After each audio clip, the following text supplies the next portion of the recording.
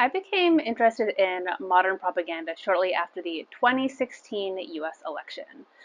I was especially interested in how Russian and other types of foreign propaganda were influencing the United States. But after a while, I kind of forgot about it for a few years. It just didn't really feel that important, and I wasn't really noticing it as much anymore. It just wasn't super on top of my mind. But when Putin invaded Ukraine, I just had this thought like, damn, I really should have seen that coming. Not that I should have seen the invasion of Ukraine specifically, but I should have seen that Russia was looking to expand their influence in problematic ways because the signs had been there from years at this point. So how does Russian propaganda work?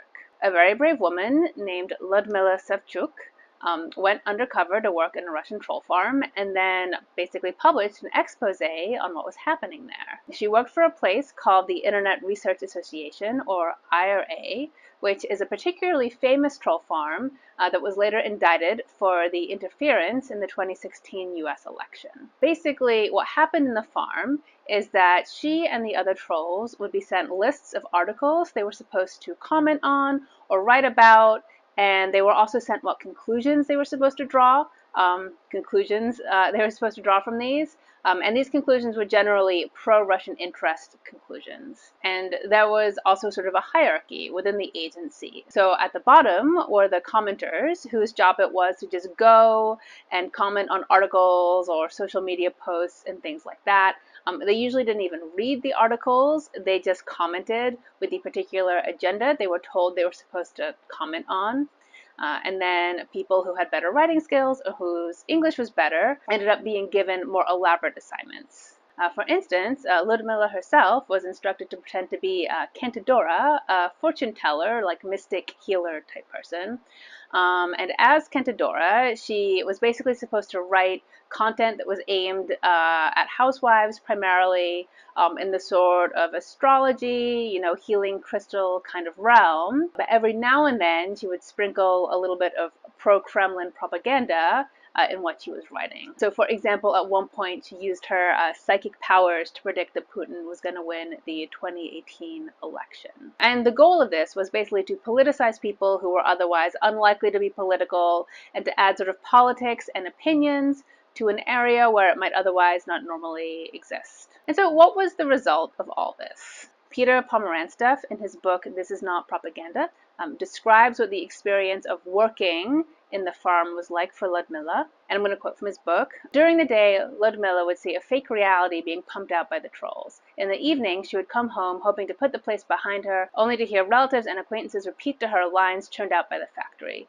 People who considered themselves hardened enough to withstand the barrage of television still seemed susceptible to social media messages, which slithered into and enveloped their most personal online spaces, spinning into the texture of their lives. So what we see is actually these troll farms do work, and they can change the mood and the sentiment of a large number of people, even people who are otherwise savvy and resistant to propaganda. So why do they work?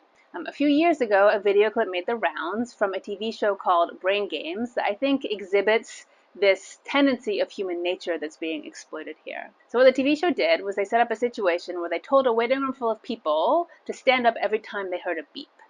And then they sent an unsuspecting person into that waiting room to see what she would do. And what happened is she ended up copying what everyone else did and started standing up with the beeps like the rest of them. I'll link to the clip in the description for anyone who wants to watch the whole thing. However, one part I found really interesting is at some point, the TV show got all of the people who were in on the situation to slowly leave the room until only the unsuspecting woman remains, and she is alone.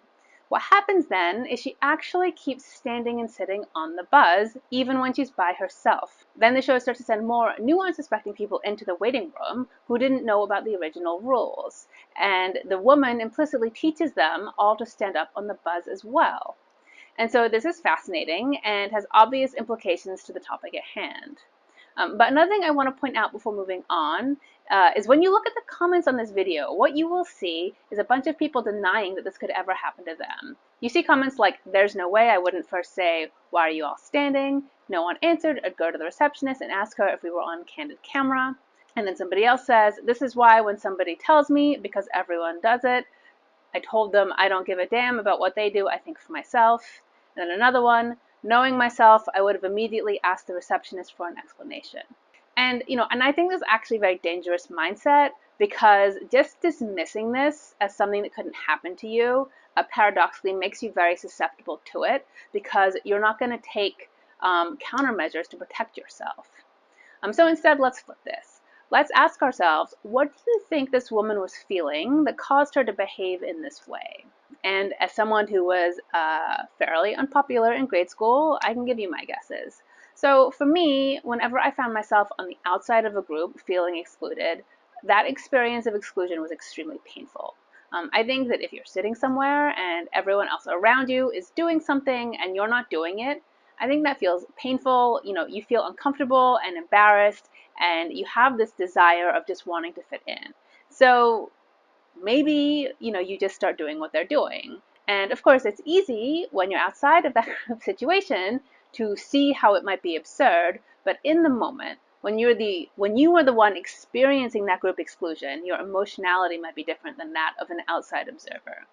And also, I don't love to get into evolutionary psychology too much, but let's just, for a moment, maybe from an evolutionary perspective, it actually makes a little bit of sense. If you're like out with a group of people hunting for a boar or whatever, and then suddenly all the people in your group start running, probably your best bet is to start running too, instead of silently judging them all for being conformists and sheep or whatever. And we see this type of behavior with other animals, like you have pigeons and gazelles or whatever, and they will all respond to threats as a group. And so maybe this type of weird conformity is just a holdover from our past, where group cohesiveness was so deeply important to survival that we basically evolutionarily selected for it, and we basically selected for people who are willing to just do what the group does in ambiguous situations. Unfortunately, what that means in modern times is that humans have a psychological weakness that is easy to exploit. And so effectively, if an entity can manufacture artificial group consensus, any individual who gets caught up in that group is likely to perpetuate the group interests, so to speak. And as we saw in the original video, they will continue propagating that group ideology even when the original group dries up. So effectively, what is happening is these propaganda trolls are turning other people into unknowing conduits of propaganda, and they will keep perpetuating the propaganda even after the trolls stop interacting with them. And my advice around all this is don't think you're immune to it, because that is exactly the mindset that's going to make you more susceptible. Instead, go in thinking that you might be taken in by propaganda, and just know that if you do, it's not that you're stupid or a bad person or anything, it's that there's this very human psychological quirk that is currently being exploited on a mass scale, and you just got caught up in it. In fact, let me tell you of a time that I myself got taken in by Russian propaganda. Do you guys remember the whole "Not My President" slogan, and their sort of protests and everything that were going on around that, right around the time that Trump was elected? Much of that was actually organized and pushed by Russian propaganda trolls. I don't know if a ton of people actually know about that, but a fairly brave Vox writer actually wrote about how they went to a protest that was organized by trolls. And so they went to a "Not My President" protest in New York, and it was organized by the group Black Matters US. And then about a year after the protest, the author realized the organizer, Black Matters US, was actually a troll farm. It was one of those special projects, like the fake psychic medium that Ludmilla pretended to be. And so anyway, I'll link to the Vox article. But as for me, I remember when these protests were going on and people in my community were posting things like "Not My President," and they were agreeing with it. I assume probably some of my friends probably went to those protests. I actually personally didn't go, but not out of any intelligence. It was just because I was trying to get my American citizenship at the time, and I really couldn't afford an activist arrest on my record. I didn't want to risk my citizenship over something like that.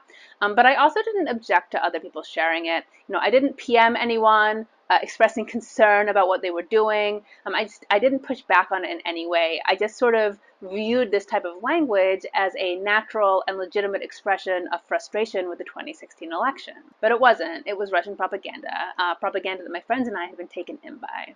Now, It's sort of interesting to call this out because a lot of liberals might not expect that they have been subjected to this sort of Russian propaganda. The sort of mindset on the left is that the Kremlin was simply trying to get Trump elected, so why would they also be organizing anti-Trump protests? And, and the answer to that, as we can see now, is that the deeper goal was to further tensions between American citizens. The ultimate goal of Russia, as we can see from their current invasion of Ukraine, was to weaken America so much that we would be incapable of decisive action against Russian expansionism.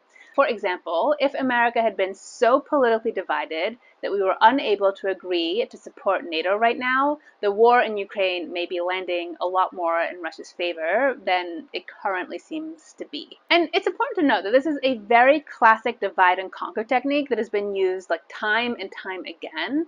If you want to subdue a nation, you really want to stoke the tensions between the population so it becomes so divided it can't focus on larger existential threats. This happened during the slave trade in Africa, where slave buyers basically played different African kingdoms off against each other. It happened in India, where British colonialists actually had an official policy of stoking tensions between the Muslims and the Hindus. And it also happened in the US, where rich plantation owners basically sowed discord between working class whites and the recently freed slaves around the time of emancipation, preventing any sort of unionizing or collective effort among the working classes.